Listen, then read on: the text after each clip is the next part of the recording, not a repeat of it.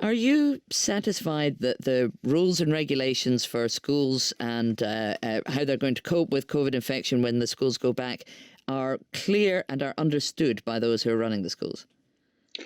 Well, there are rules that are clear. We don't think there are enough of those mitigations in place to cope with that possible epidemic growth that you just talked about, Sarah.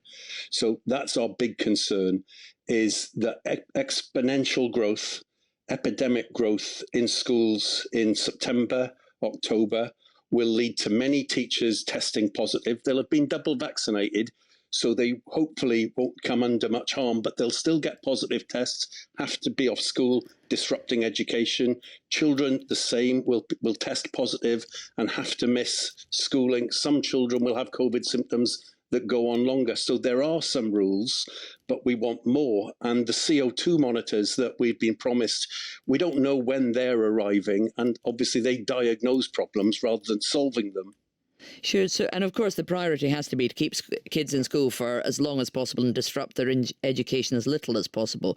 What would you like to be put in place in order to try and reduce the transmission of infection as the schools go back? Yeah, I mean, really agree with you that the measures that we had last term were leading to many children being at home, and the double vaccination does mean that you can change those, but we need measures that stop the growth in schools. So the sorts of things that we were urging the Secretary of State to plan for last term, and that we think planning should be much further ahead on, are around ventilation. CO2 monitors can check whether your ventilation is good enough. Around air filtration using HEPA filters, the possibility of masks being kept. And we see now that in the southwest, masks are to be kept for at least the first 5 weeks in communal areas. You'd like to see that right across England, would you?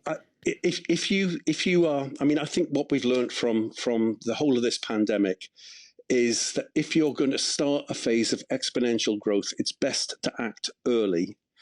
And so mask wearing being in place at the start of term, if we are going to have that exponential growth, could delay it, could stop it.